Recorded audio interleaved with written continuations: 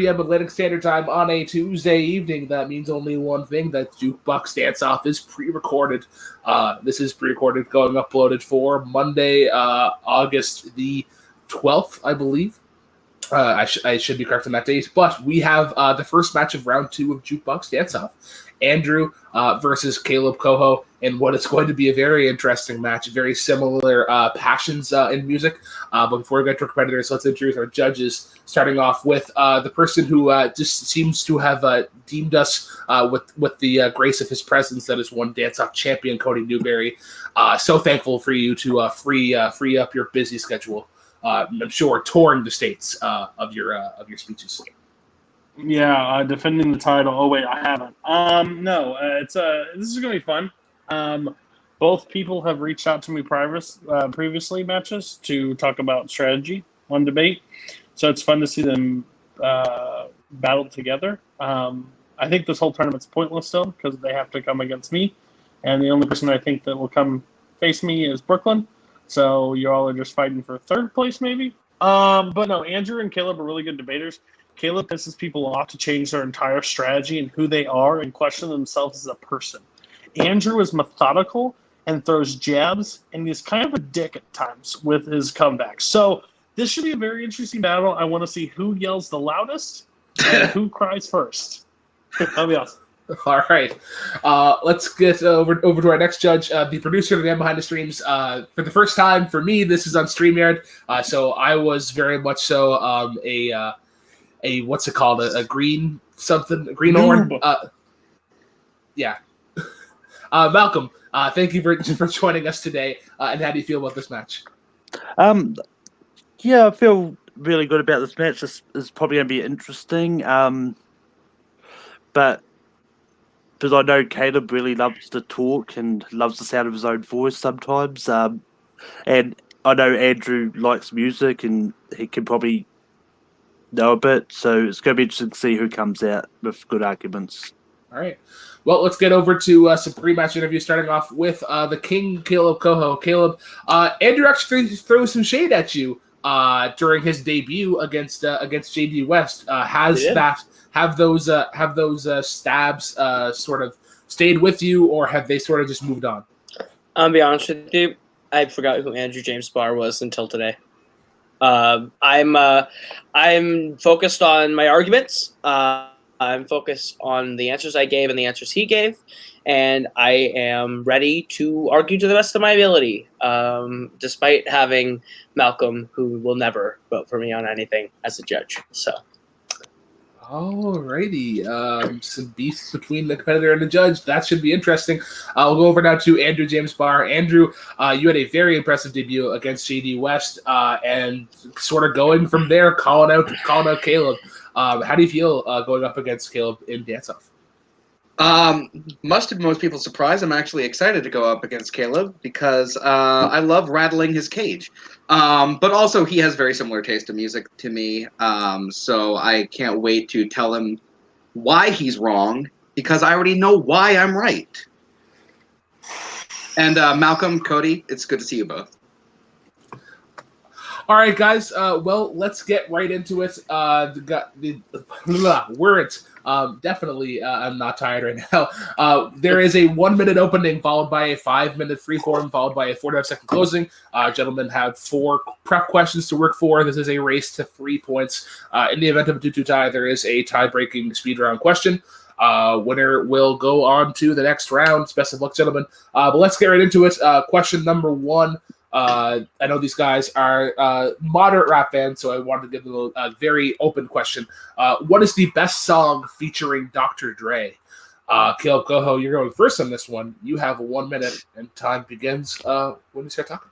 When you think of Dr. Dre and the entire movement he created, you think of the song California Love. It's the song that shows his abilities as a performer, as a producer, and as an artist at his best. It is the best song to display his lyricism. It's the best song that displays his work behind the board and off the mic. It is the song that as soon as you hear it, you recognize it, you leave it on. It is the definition of the best song that Dr. Dre is on. So that's it. All right, heading there nice and early. Go over to Andrew now. What do you feel is the best song featuring Dr. Dre? The best song featuring Dr. Dre is actually No Diggity with him and Blackstreet. It's actually a really surprisingly smart song in the way that it's structured. It's got one of the tightest grooves of any song in the history of songs. And everyone is absolutely on point during this song. And I'm going to yield the rest of my time. All right, nice short, sweet opening is what I like to hear. All right, gentlemen, you know the drill. 5 minutes of freeform. 2 rules as always: no filibustering and no touching of the hair or face. That's a good rule. So I know some of us have put a lot of work into the hair. So 5 minutes, guys. Let's get it on. All right. So you didn't even pick the best song that features Dr. Dre as a rapper. That song is more known for the hook. Dre is the most inconsequential part of your song. In fact, no one can rap that verse. When you think of California Love, you instantly hear, well, let me take you back to the Wild Wild West. Sustained as untamable as Elliot Ness. His rhymes are more memorable in California Love than they are with that hook. But his flow is not as good. His flow is actually the weakest part of California Love. And it's actually the part that I skip over the most because it's kind of weak. Whereas in Blackstreet's, it's actually the first part of a 3-act structure where he's introducing this girl to the guys of Blackstreet.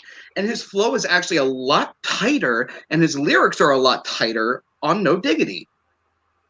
Then you've never heard California Love before, because Dr. Dre's the first person to rap on the song, and his verse is the best verse on the song. There is no weak part to California Love, and his actual flow pattern is more nuanced. It is more fully formed on California Love, whereas on Blackstreet, he's forgotten and overshadowed by the actual artist himself. Blackstreet and that hook are more memorable than Dr. Dre's own line. Sure, the No Diggity hook is catchy, but you have nothing in the rest of that song that makes it as good as anything in California Love. The hook of California Love is more memorable than the hook of No Diggity even. Okay, but you want to talk about moments in that are not memorable? There's a lot in California Love that's not memorable. I already pointed out Dr. Dre's flow. That outro is so weak. It sounds like them just trying to think up things off the top of their head and go, we have time that we need to fill. O-Town, yeah, that. It's so unmemorable. The thing with No Diggity, as I said, it's a 3-act structure. Dre introduces the girl to the members of Blackstreet. Blackstreet make their moves. Girl makes her decision. It's so much more interesting, and that beat, it's so much tighter and more interesting and more melodic. Interesting. You don't remember anything about the 3-act structure of that song because there is no 3-act structure. It's Dre's on that song for about 30 seconds, completely forgettable. You remember the hook, and you don't remember even Blackstreet's own verse. That song itself is not as memorable as California Love. That outro itself is probably one of the best parts because the entire point of California Love is to encapsulate what it's like to live in California. That's why that beat is warmer. That's why that outro is shouting out the different cities within California to show love to all the different areas. It's the wrap up to that song. So for you saying that there's no memorable parts in any of their parts is to point out your Blackstreet part. She's got class and style, street knowledge by the mile. Come on, I know so many of that. You're the only person who knows that. You're the only person who knows that. Because I tell you right now, you saying that, none of the judges reacted. But the moment I said, let me take you back to the Wild Wild West, Cody just smiled real big. Just saying. That means my song overshadows Dre. That's not true. In No Diggity, it's balanced. All of their verses help carry each other's. Blackstreet is not memorable. That's why it's balanced, is because you don't remember anything but the hook. And you want to talk about Love is everyone together complements each other to make that song even better. It was originally supposed to be a song for the Chronic Part 2, so to say Dr. Dre's unmemorable is not true at all. So there's so many other things about California Love that don't work very well. The vocoder, sometimes it's a little annoying, the vocoder voice. They just repeat "shake it" over and over again, and the melody line for that is so unmemorable. It's like shake. You know it. I'm trying to think of the melody for that shaken line right now. 1 minute. You just sang it. I said one note, and I couldn't get any of the other parts. Because it's shake it. The pre-chorus is also weak on California Love. It's just naming cities. I hate songs that name check things like a list. They're so boring and they're so lazy when you do that. That's not the entirety of that chorus. That chorus, though, is to say California knows how to party, and then it goes through and it lists all the great parts of California because the cities are the best parts of California, and it talks about what the best parts of those cities are. It's about in the city of LA, and it talks about why LA is so great. It talks about why Compton is great because that's where Dre's from, and it covers all that in the verses and in the chorus. Whereas No Diggity and Blackstreet, it's not memorable. It's just the hook. They don't talk about anything. All rap is all about the girl. So yours is not even memorable in the sense of that thing. Her verse at the end is so memorable because it's her decision. And time. All right, guys. Good back and forth for the most part. We'll go over to some closing arguments, starting off with Andrew. You have 45 seconds, and time begins when you're talking. No Diggity is not only one of the best songs of the 90s, it's one of the best songs of all time. The production on that song is super tight. It's tighter than California Loves, which starts to kind of jumble and build to a little bit of not well-made cacophony.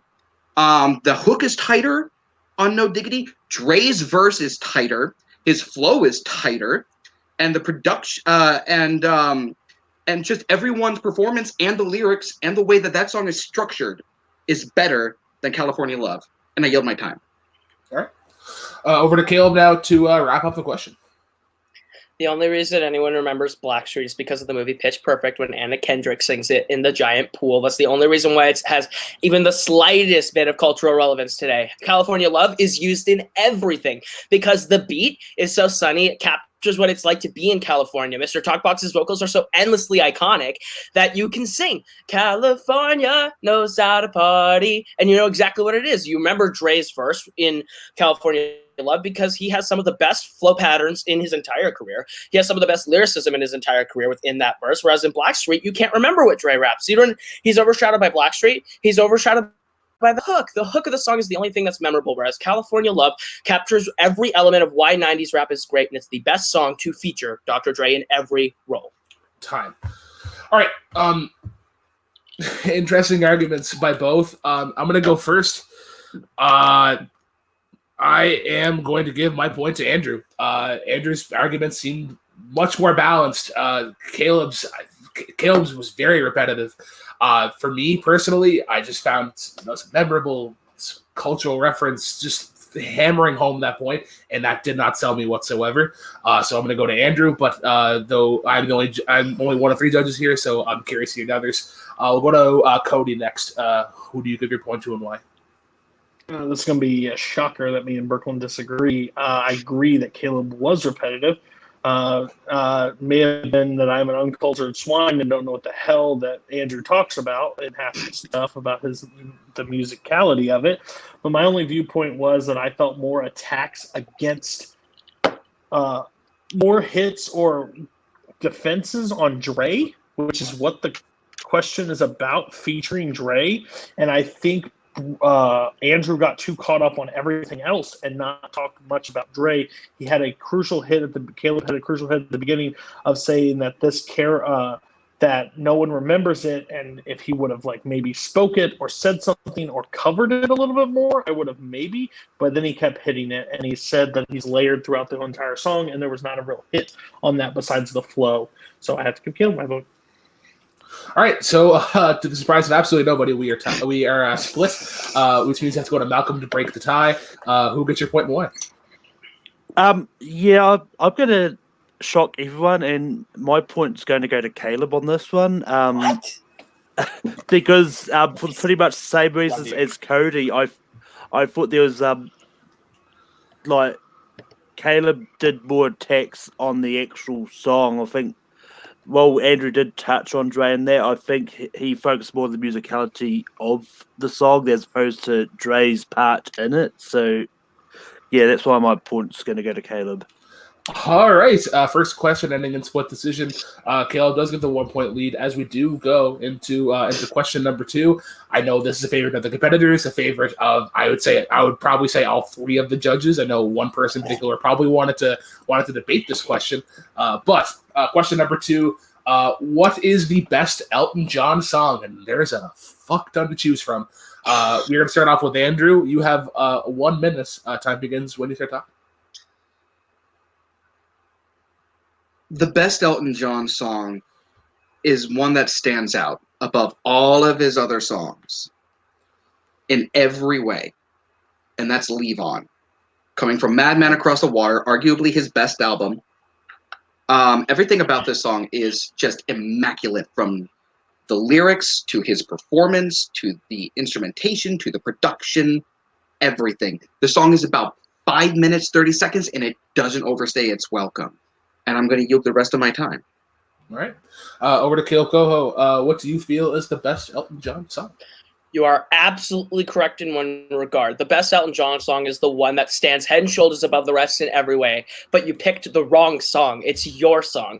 Your song as a song does not overstay its welcome. In fact, it's simple in lyricism, but it makes up for it in instrumentation, in harmonies and melodies, and that is the point of your song. It's supposed to be about this guy who does not know what to say, and he can't put in such elegant words, and that's the charm of your song. It completely puts you into the place of someone who is in love with someone and just does not know exactly how to express it, but you're trying so hard. And that song is effortlessly beautiful. It is Elton John's peak. It is Elton John's best in terms of writing music, and is Elton John's most memorable, iconic song for a reason. Alrighty. Some fiery opening statements there, but we'll get right into the 5 minutes of freeform. You guys know the drill. Let's get it on. Just because it's his first big hit doesn't mean it's his best song. You didn't even pick a hit. You didn't even pick a hit. You maybe picked, if we were arguing best Bernie Taupin song, you might win, because the lyrics go on forever, and the lyricism is Bernie trying to do his best to be smart. But you know what? It comes off as really pretentious, whereas in your song, it's Bernie Taupin at his most genuine, and Elton John is the music. And the music of Leave On is completely forgettable, whereas the music of your song is unforgettable and timeless. I hear the opening piano keys to Leave On, and I instantly know what it is. Your song is actually really kind of similar. Your song is actually really kind of similar to Michelle's song, the song that Elton John and Bernie Taupin made for Friends. It's actually very similar structurally. With Leave On, everything about this is fantastic. Bernie Taupin's lyrics, you want to talk about his lyrics? It is about the difference between the generational gap and not being able to live up to parents' expectations for you. Also, you know everything about Leave On, the character, in 3 lines, and especially in the line, because he likes the name. It shows you that Leave On is the kind of guy who follows his heart. And Leave On is the name that no one remembers in the song that no one remembers, because it's not even the best song off of Madman Across the Water. You had Tiny Dancer in your hand. Yes, it is, because the best Elton John song is just because it's not the best song off of the album. You think it's not the best song on the album. We're not arguing the album. The best song on that album is Leave On. That is completely incorrect, because guess what? No one's heard of Leave On. Leave On is not a great song, because guess what? It's lyrics. The music is completely forgettable. Elton John's performance is completely forgettable. No one talks about Leave On because it's not his best. Everyone talks about your song because it is an exemplary example of when Elton John works at his best and how he hits. He hits in music. He hits in the pianos. The pianos are completely unique. And you know exactly his vocals, his harmonies, his melodies. Sit on the roof and pick at the moss. It is the absolute, you can see everything Bernie Taupin wants you to see, and he does it in less words and less time, because I don't have 15 minutes to sit around and listen to him sing Leave On, Leave On. Leave On is only a minute and a half longer than your song, so don't come at me about time. Also, Three Dog Night released your song first, so it's kind of a Three Dog Night song. Also, that is complete bullshit, by the way. Three Dog Night released it 2 years later. So no. They released it first. That's incorrect. Also, you want to pull out bullshit out of your ass and call out a horse all day. You want to talk about how beautiful the sound of your song is? If you listen real closely, in the back of the first 2 verses, I don't know what string instrument it is, but there is some string instrument that sounds real tinny, and it sounds like it's out of tune, and it completely distracts you from the rest of the song. And why has no one talked about that tinny instrument? You know why? Because it doesn't exist. You have to pull at thin air to try and find a way to top. It's like trying to top the greatest song of all time. You can't. Leave On is not even the best song off that album. It's not the best song in his catalog. Your song's not even his best love song. Harmony's a better love song. Tiny Dancer's a better love song. And you Something didn't About the pick Way You Tiny Look Dancer, Tonight's it's a on better your love album. song. You didn't pick Tiny Dancer. It's on your album. Your song does what Tiny Dancer wants to do. Because Tiny Dancer's not as good as Leave On. It's better than Leave On. Leave On is Caleb, literally nothing. Caleb, let him talk. He's done. He's done. And then I go back and forth. No, I never said I was done. You said I was Okay, then done, go sir. Go ahead, I'm then. not Go done. ahead, sir. So, Go ahead. also, the gimmick of your song kind of overstays its welcome sometimes. He forgets her eye color. That seems a little silly to me. I don't believe that. It comes across as kind of a gimmick at some points, and the gimmick kind of overtakes the song. Also, with Leave On, everything in that production is beautiful. It's also vocally Elton John's best performance vocally. He's a little shaky in your One song. minute. Also, the instrumentation, you hear every instrument so crisply with the production, the drums, the piano, the violins. The violins at the end, oh my god, they're amazing. You want to call it filibustering here? No? I- Okay. Can I All right. run my show, please? All right. Well, here, listen. The issue with Leave On is everything you said is completely untrue. The issue with the production of Leave On is it's not memorable because the pianos that he does are a toned down version and an unmemorable version of what your song does. Your song in its piano is unique and memorable. His vocal performance and his harmonies are completely his best. And when you look at the lyricism, the eyes and all the imagery he uses are genuine because that's what the person in the song would do. It is genuine to a T. Time. All right, guys. So we'll go into the closing arguments. We're going to start off with Caleb first. You have 45 seconds. Time begins when you start talking. The issues with Leave On is that Leave On does not reach what Elton John can do at his best. Leave On is an example of a filler B-side that no one talks about or remembers. Your song is what it looks like when Elton John is at his absolute best on a musical standpoint. Bernie Taupin, his lyrics on Leave On is him trying to be pretentious and overstay his welcome and just try and write to sound smart, whereas your song takes genuine, real beginner steps and it feels super American and super genuine and super wholesome, especially with the eye color thing. The eye color thing, it totally makes sense to the character and that entire story. Picking at the moss, and it's him not knowing what to say in that song because he loves someone so much. And that's why your song comes across as the most genuine and the most believable song that Elton John has ever made on a musical standpoint, on a lyrical standpoint, on a vocal performance. Leave On is utterly forgettable to a T. All right. Over to Andrew to finish up the question. Just because more people know it doesn't mean that it's the best. Yes, your song is probably the most well-known, but Leave On is the best structurally, production-wise, vocal performance-wise, and also you want to talk about Bernie Taupin's lyrics and how he's trying to be smart? He shall be Leave On. It also, if you take that, is he shall believe on. It is smarter than your song. It is better written than your song. It is better produced than your song. That's it. All right, over to the judges for the decision. Malcolm, your vote was the tiebreaker last time, so I'll let you go first. Who gets your point and why? Yeah, I'll start off because I did a little bit of fact checking. Your song was initially released by Three Dog Night in March of 1970. Elton John didn't release until October of the same year, but it's still with Elton John's song because it was still written by him. But anyway, this is one that I thought was a interesting battle, but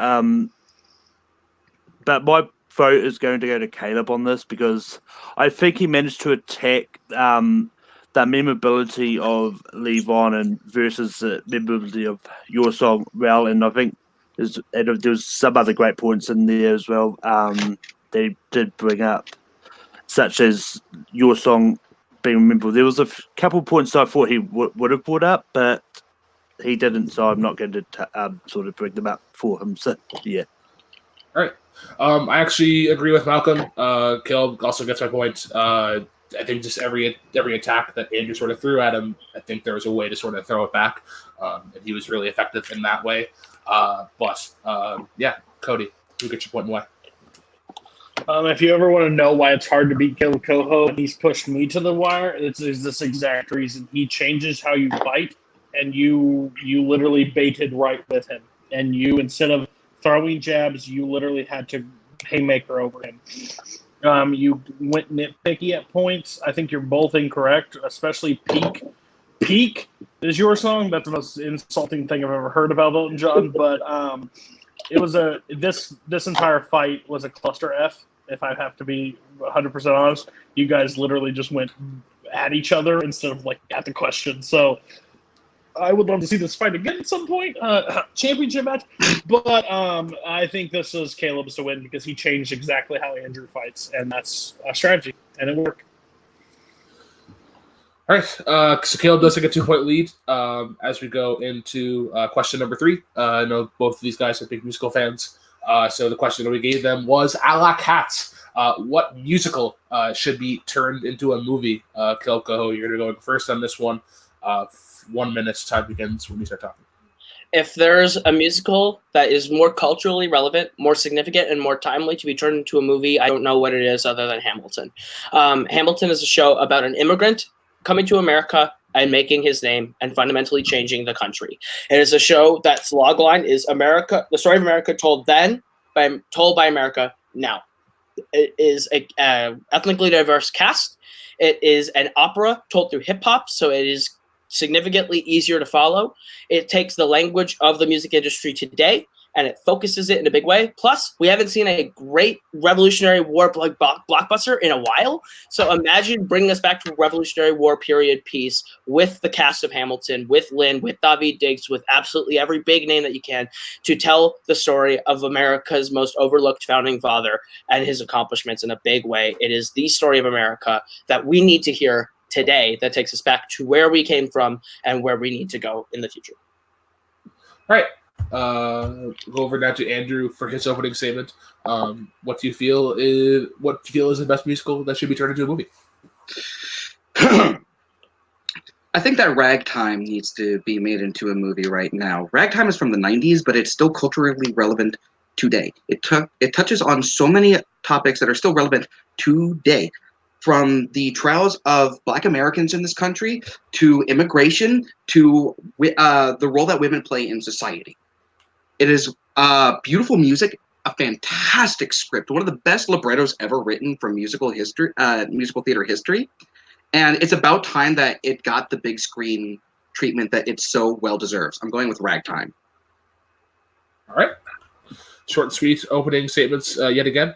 We'll go into the 5-minute freeform drill. Filibustering again. I'll call it if I see it.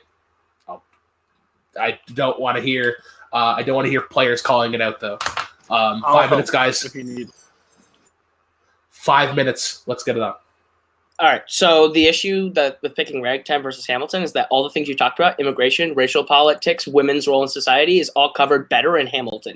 Via the Schuyler sisters, via the cast, via Hamilton, via John Lawrence, which deals with racism and slavery back then, and about Thomas Jefferson, who is dating a black slave in the background of the show. And the entire show itself deals with an immigrant story. Literally the line, "Immigrants, we get the job done," is one of the focal points of the story. But all of those are covered just as well, if not better, in Ragtime. Coalhouse Walker Jr.'s struggle against the police and the law in general after Sarah, the love of his life, is killed, it still speaks to everyone today. Tata's struggle to get by in the world after this promise of the American dream, that's still relevant today. Mother struggling with her position in the house, still relevant today. You talked about many relevant things. So does my story. So that doesn't matter. Also, Hamilton works better as a theatrical experience. doesn't work well on the screen. It actually could work really well on the screen. Imagine the scene at the end of Act 1, at the beginning of Act 2, when you can bring Aaron Burr down to the docks. You can actually visualize it and put it on a grand scale of Thomas Jefferson coming in, and it would work just as well then. The other issue with Ragtime is I've seen it. It's called If Beale Street Could Talk. I've seen your movie a lot. Moonlight. There are a lot of movies that have come out this decade that have tackled what you're talking about in Ragtime much better. Hamilton takes what you're talking about, tells it in a better way, and relates it to history in a way that we've never seen before. It's more timely, especially by using rap music as the focal point for the story to frame it. But those movies only talk on a few of the subject. Ragtime talks about more than just what those movies talk about. Also, you know who also thinks it would be too complicated to turn Hamilton into a movie musical? Lin-Manuel Miranda. In an interview there was an article in Cinema Blend where he talked with, I believe it was the AV Club, where he says it's hard to do so with a musical that's completely sung through because you can't surrender to the musical moment because the transition from scene to song won't work as well with a musical that's completely told in song. Except that rap is different. Rap is almost the closest thing we can get to actual dialogue, which negates that entirely, which makes me really confused that Lin would say that when he's already attached to produce the Hamilton film that they are talking about right now with New Line. So I'm telling you right now that article is outdated and Lin's changed his tone entirely. The thing about Hamilton with the rap is dialogue. It makes it more accessible in an operatic nature, whereas musicals and movies like Jesus Christ Superstar don't necessarily work that well in the transition. And again, my movie covers everything that yours would better in a different way, in a way that's more relatable, in a sense of tying to our past and also about where we're going with our future. But it's still completely told through music, and there's no way to transition emotionally. There's no way to edit transitions emotionally with your show. Plus, as I said, your show is a better theatrical experience with all the people playing double roles in each act. That would not work as well on screen. The minimalistic costumes, the minimalistic set, it is a theatrical experience. It does not work well for screen, whereas Ragtime can do that because it's an expansive story told through multiple locations with multiple characters focusing on multiple stories that all intertwine into one beautiful story. Hamilton is not a theatrical experience. It is not completely set to that small set. They did that because of the budget. You can expand that to do Battle of Yorktown on a big battlefield. Imagine Lafayette standing there waving the flag. A young man in a red coat stands on a parapet. You can literally visualize the things that you can't in a musical theater and expand on it and be more visual. Those costumes are not minimalistic. The greens and purples would pop on a big screen. And also editing those transitions. Imagine going 1789 on the screen and then moving into Aaron Burr walking down the docks talking about his Thomas Jefferson 1 minute back. You could totally turn this into a big screen adaptation, whereas Ragtime, I've seen it already. I don't need to see it in a movie right now, especially not in a musical. That set 1789, that popping up on screen, that would look so cheesy if they did it that way. Yes, it would. Let's be honest with ourselves. Baby Driver level. Oh, no. Baby Driver is a completely different topic that we're not touching on right now. The story of Ragtime is so woven effortlessly that they've done a movie version of the show before, but just not the musical because the movie came out first and it did really well then. The musical would actually enhance that story. The musical itself would actually enhance that story. And the music in Ragtime is so beautiful. It's iconic. Wheels of a Dream, Till We Reach That Day. Till We Reach That Day would be a beautiful scene to see on screen. You want to list songs that are more iconic? I got My Shot, the Battle of Yorktown, The World Turned Upside Down, The World Is Not Enough, Wait For It. I can name songs that are more culturally relevant than Ragtime and would work better in a movie today. time. Not the argument. All right, let's move on to some closing statements. Let's move on to some closing statements, please. Starting off with Andrew. You're going to have 45 seconds. Time begins when you start talking. Ragtime is not only a show that touches you emotionally in the theater, but it is one that would transfer well to screen and do it well there. Hamilton would not do that because the way that it's told in the stage version is so tightly constricted to the stage version that it wouldn't do as well. Also, we have beautiful music told in a story that is timeless. It's still done today. It's still a classic, and it would still resonate with audiences of all types. All right. Over to Kilco for your closing statements to complete the question.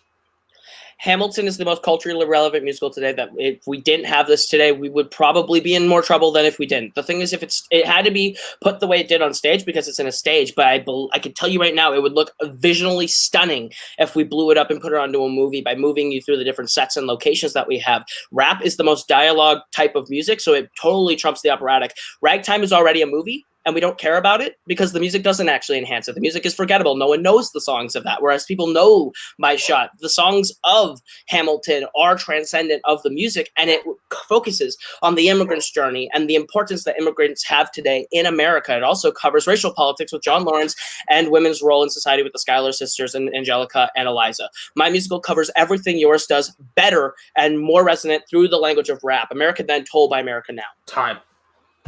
All right, over to the judges for the decision. I'm going to go to Cody because your vote did not count last time. Who gets your point and why? Brooklyn, tag me in. These two are driving me bonkers. We got the last minute when we heard songs. I'm a huge Hamilton fan, and I think Kaleb did it injustice, actually, when he debated it. I think he brought Schuyler sisters and everything up near the end, when it needed to be one of the most. He brought it up, but it needed to be one of the crux of the argument. I think that's a strong, like, they put women into a strong role and don't bring it up. I just feel like the hits Andrew were throwing was a lot stronger on the theatrical, and I think the Beale Street Moonlight, like the Beale Street, that was a weak argument, the total weak. So I hate to say this because Hamilton's my favorite musical, but Ragtime, bring it to the movies, I guess, because it was the better fought argument, and that's that.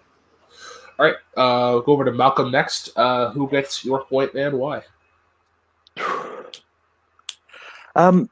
Yeah, this is definitely pretty close argument for me. Because I do think Andrew did throw a lot of good barbs at Hamilton, but I think Kaleb managed to deflect them well as well. But I think Andrew's argument was slightly stronger, and I think that I'm going to give my point to Andrew on this, just because of the fact that with how timeless Ragtime is and how great of a musical it is, it deserves to get a big screen thing. All right. So Andrew does get the point there. I actually would have agreed with them. Andrew, once again, just mixing up his jabs, and I think sort of keeping Kaleb on his toes. Kaleb has a very vindictive style, and sometimes that works, and sometimes it does not work. And this is an instance where it did not work. But we go on to the final prep question. Kaleb will have the advantage going into this, so Andrew, you need to hit this to survive. Yep. So this will be your worst question of the game, and this is going to be the worst party song. All right, Andrew, you have 1 minute for your opening statement. Time begins when you start talking. The worst party song is one that you can't even party to. At the moment it comes on, everyone's just deflated. No one wants it there. And that's Scream and Shout by will.i.am and Britney Spears. Man, there's nothing fun about this song. It doesn't even have a good beat that you can dance to. With my opponent's song, we'll get more into that because it's a lot more fun. But I'm going to yield my time and wait for that. All right. Over to Kaleb Coho. What do you feel is the worst party song?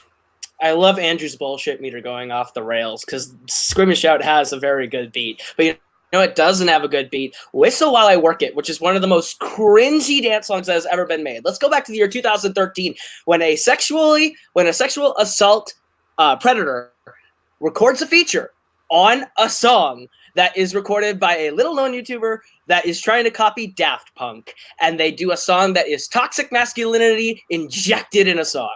I deserve your attention the entire song because I am a guy and this is a club. Welcome to Whistle While I Work It, which also comes with the cringiest dance moves, including humping the air to a beat that is offbeat, off-tempo, and does not work as a dance song in any capacity. All right.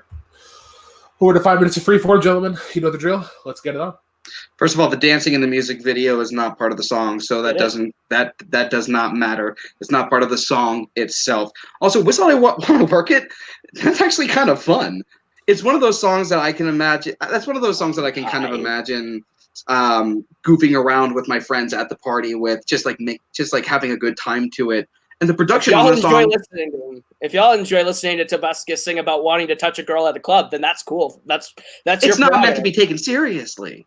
Then what is it? What is the point of the song if he's like, I'm going to walk up and touch you, and then he gets caught for sexual assault? What are you talking about? The issue with the song itself is it's about the wrong types of things. Scream and Shout has a good beat. I can actually groove to Scream and Shout. If Whistle While I Work It comes on, everyone walks off the dance floor because it's YouTube poop music. It's the background YouTube music that if it comes up at a club, no one's going to stick around to dance to that because they just played a kill. They just killed their entire vibe. Scream and Shout's also just a mood killer. It's got the sludgiest beat that you can't dance to. It's lazy cliche lyrics that are super repetitive to the point of annoyance. The synth choice in that song is just terrible. And also, will.i.am and Britney Spears put literally no effort into it. And so if they don't care about this party, why the hell should we? With Yours, it's a silly song that's supposed to be silly. Like the whole Wayne Brady verse. Come on, that's a big joke, and it's really kind of funny. That whole, I'm on TV. Oh, that's right, you're Wayne Brady. I don't care. I think that's pretty funny. Wayne Brady's whole verse is cringy. It's not funny, though. They try to, and that's worse. Comedy that is trying to be funny and fails is worse than a song that is basically every Black Eyed Peas song ever. It's just on the lower caliber of Black Eyed Peas songs. It's still good. His dance beat is still something that you can groove to. will.i.am and Britney, bitch, is an iconic line that's come out of the 2000s, and your song is actually not terrible. Like when it comes on, I've heard it at parties, and people do dance on the floor to this. When this comes on, no one wants to go to it. There's a reason why DJs are starting to take it out of rotation because it's awful. First of all, the Britney bitch line is not from that song. It's from a song that was earlier. It was just rehashed due to its laziness. Still there. Also, you're arguing it's a Black Eyed Peas song. It's not a Black Eyed Peas song. It's a will.i.am song. Also, same thing. No, it's not. Your song has a better and catchier melody. That pre-chorus that I know somebody who knows somebody. Great, I love that. Also, your production is so much better. That acoustic guitar that comes on that pre-chorus is immaculate. It's fantastic. I love that you're bringing up shoddy C-rate production as being great when the top producers in the world make a normal, more mellow beat. You're like, I fucking hate this. Also, know somebody who knows somebody who knows somebody who knows is one of the worst lyrical lines and pre-hooks I've ever heard as a songwriter because it makes no logical sense. Why would you know somebody who knows somebody who knows what? Knows what? That you hump the air during the dance break, which is actually included in the song? I'm sorry. Thank you for saying that my beat is mellow. How do you dance to mellow? You brought that up. I've seen a lot of people dance to mellow, and in fact, the beat itself though is still consistent. And just you want to talk? You spoke. Yeah. You also brought up repetitive lyrics for that pre-chorus. What is, when you hear this in the club, you're gonna turn the speed up. You're gonna turn the speed up. You're gonna turn the speed up. When we walk into the club, you're gonna turn the speed up. You're gonna turn the speed up. You cannot argue repetitive lyrics when the melody from Yours is stronger. I'm not arguing repetitive lyrics. I'm arguing inconsistent lyrics that make no sense. Yours makes sense, and repetitive is what dance clubs are. Dance clubs are repetition. It's a beat that you can consistently go to. Yours has that. My song has inconsistent beats. We go up, we go down, we go left, we go right, and none of it sounds good. The problem with my song is that nothing makes sense in my song, and no one wants to listen to it, where Scream and Shout has been a staple to the point where it was named one of the best songs of 2009 because the beat is consistent and will.i.am's good. By AFI, by Billboard, by everyone. It was literally in the best of 2009 that's mashup. Popularity. Doesn't matter. Popularity is what determines charts, Andrew. Listen. That determines charts, not quality.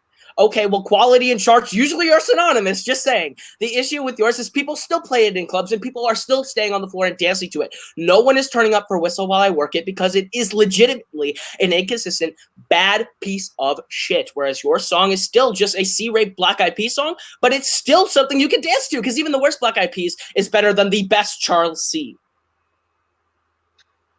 Your song, you're talking about how it goes all over the place. That's dynamic building. That's building the audience up. That's getting them pumped. This song is just the same the entire time. All right. Let's go into some closing arguments. Starting off with Kaleb Coho. You have 45 seconds. Be sure to wrap up your arguments accordingly.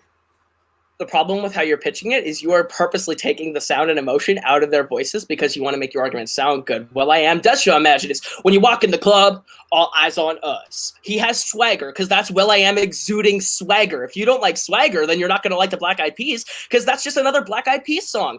While Whistle While I Work It is actually an assault to the ears and an assault to society because of everything that it covers. You're not going to touch the Tobuscus thing because it is actually a problematic part of my song. There are problematic moments all over the place, musicality wise. You call it dynamics, I call it inconsistency. The beat just cuts randomly and we get nothing. The problem with Charles C's song is that his vocals are not there. His lyricism makes absolutely no sense. Whereas Whistle While Work is trash, Scream and Shout is actually one of the top songs. All right, over to Andrew to wrap up the question. Just a reminder that you do need to hit this point to go to tiebreaker speed round. When I want to go to a party, I want to have fun. Your song is so much more fun than Scream and Shout. I love how you're trying to say that Will.i.am is throwing himself into it when it's so monotone. Your performers are throwing more into it themselves, and I'm having more fun with the lyrics because they're not taking themselves seriously. Your song is a better party song than my party song is.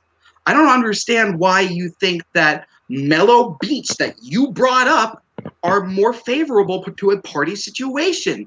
And the Tobuscus thing, we're talking about the song in general, not his record. Done. All right, cool. All right, over to the judges for the decision. I'll go first because my vote did not count last time. I thought Andrew hit one hell of a haymaker about 2.5 minutes, 3 minutes into the round, and Kaleb just was on his back foot the entire time. Great job, and I think Kaleb gave some signs that showed some weakness and just couldn't really come back from it. So Andrew gets my point, but I will go over to Cody, who gets your point and why. Oh my gosh. Thank you, Brooklyn, for bringing this league into it so we could debate about stuff like this. Wow. That was an interesting fight all around. I kind of have to talk it out because it's really close in my head right now, to be fair. I have to, regardless. I understand the viewpoint on it, but I have to take it out because I wouldn't judge somebody on it with they pick like a Kevin Spacey performance. So I understand that it's a crux, but that doesn't hold weight for me because it's hard when it's a song. But I have to. But I think Andrew did a really good job. He took on the mellow thing and ran with it. But volume of Kaleb Coho's stuff was a lot to take in. It went back and forth. He just threw a lot at it. I have to go with Kaleb on the slightest of margins, but what a shocker that we're split. I just think Caleb's finished second so many times that he literally knows how to throw some serious shit at people, and it works most of the time. But again, we're tied, so Malcolm, good luck. All right, Malcolm, who gets your point and why? Well, as someone who has danced to both of these songs in clubs before, Wow.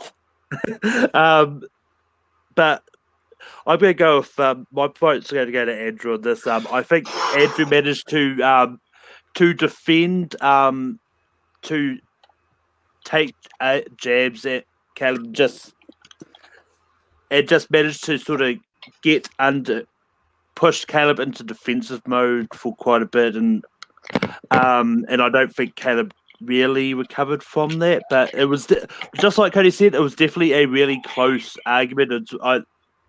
But yeah, Andrew got some good hits in there. All right.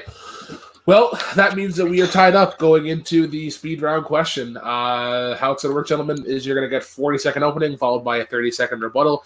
Let me complete the entirety of the question. If I hear you first, you will go first. All right. Clarification real quick. Do I say my answer or my name? No, when I finish saying the question. Mm-hmm. Got it. So I don't want any jumping the gun. That wasn't even the answer to his question. Sorry. Sorry, Brooklyn. So we're supposed to say our I answer, understand. right? We're supposed to say our answer, right? You're supposed to say your answer. Okay. Like literally Just every sure. other speed round. Okay, just making sure. All right. Battleground doesn't do it different, but we're not Battleground. So That's why I say wanted to the make answer. sure. That's why I wanted to make sure. All right, gentlemen. Your question is as follows. Flipping it on its head, what is the best party song?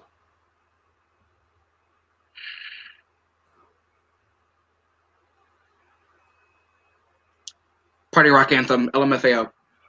Party rock anthem. Okay. Raise your glass, Pink. All right. I heard Andrew first. You're going to have 40 seconds. Super strict on time here. Time begins when you start talking.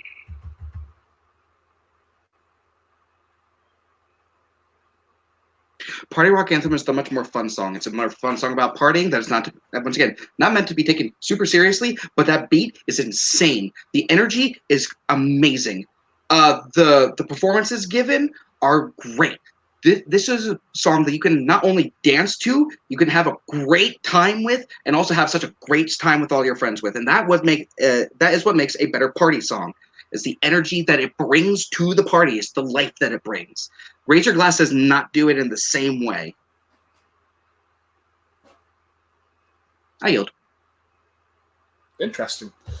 Over to Kaleb Coho for your opening. Time begins when you start talking. Party Rock Anthem is every other party song from the mid-2000s. It's not anything special. It's just a bunch of people screaming about party rocking in the house over a really loud dubstep beat.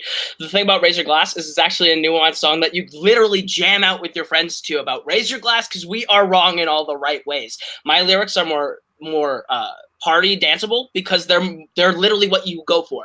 Dancing with your friends, having a good time with your friends is literally what the song's about. Whereas Party Rock Anthem is just a bunch of screaming and a lot of loud synthetic sounds that don't really mesh or make any sense, except for all things that you can hear is something about party rock in the first 30 seconds. Raise Your Glass is a much, much more enjoyable dance song. Time. All right, over to the rebuttals. Starting off with Andrew, 30 seconds. Time begins when you start talking.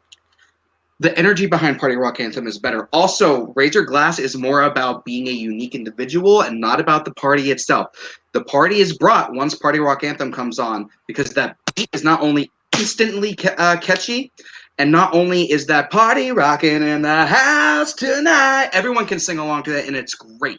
It builds the energy in the party, and it does what every party song should do. Yours, once again, is more about being unique and not about the party itself. Okay. Kaleb Coho to finish up the match.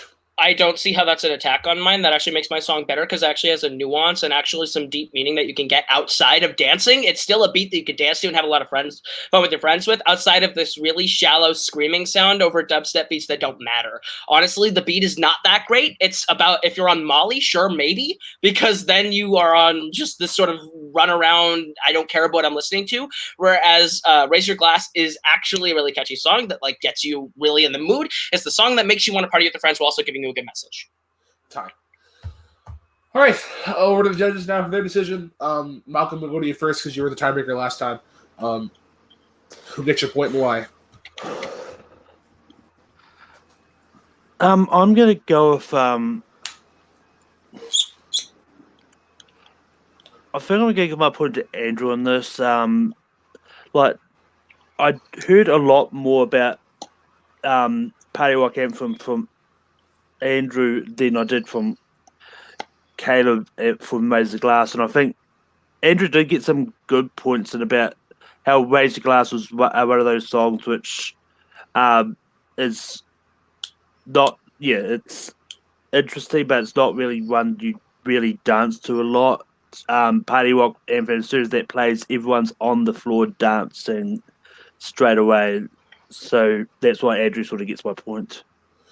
All right, so this is where for the first time in a little while, I actually disagree with Malcolm. Kaleb actually gets my point. I think his argument gave more substance. I think both sides presented good points, but I think Kaleb he was able to maneuver around the attacks, which he's actually pretty good at doing. But we are tied once again. But Cody is now the tiebreaker. Cody, who gets your point and why? So something happened in this round that was a classic rookie mistake. You don't take time. You let the judge take the time. You don't take the time away from you. I think you missed some key moments. You didn't use your full time.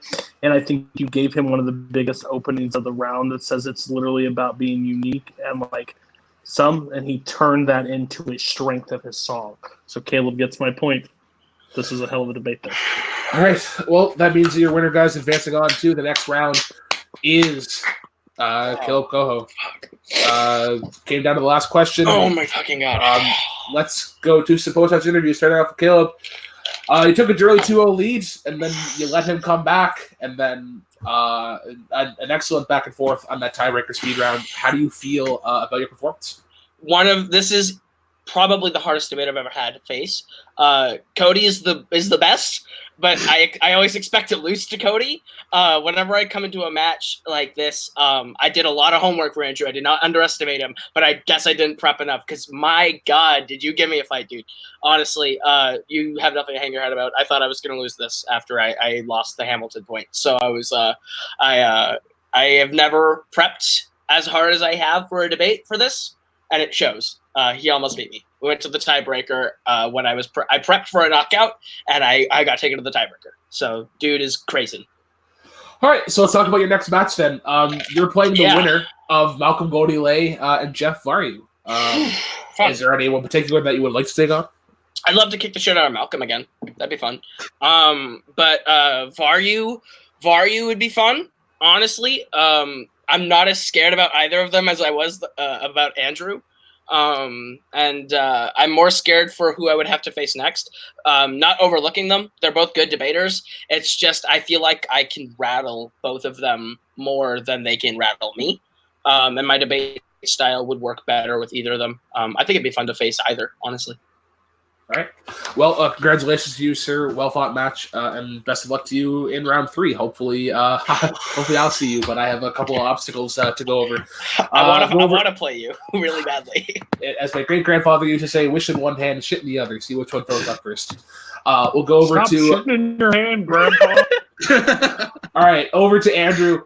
Andrew, I was quite impressed being a competitor who was in a similar shoes in a very hyped match, I guess.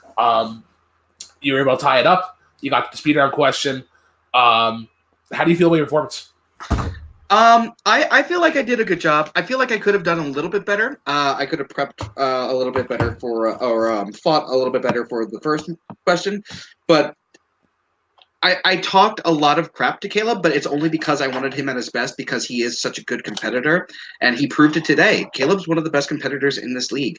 I'm super excited to see where he goes, and I'm in his corner because he's a good dude, and I'm cheering for him, and I'm so glad I got to fight him, and I'm so glad I got to take him to the edge because he's one of the best in this league, and it just means that I can hold my own. So I'm pretty happy with what I did in this match. Yeah, you will definitely be returning. Despite the loss, like you took Kaleb to the edge, which is saying something considering like the pedigree of the competitors that Kaleb goes up against.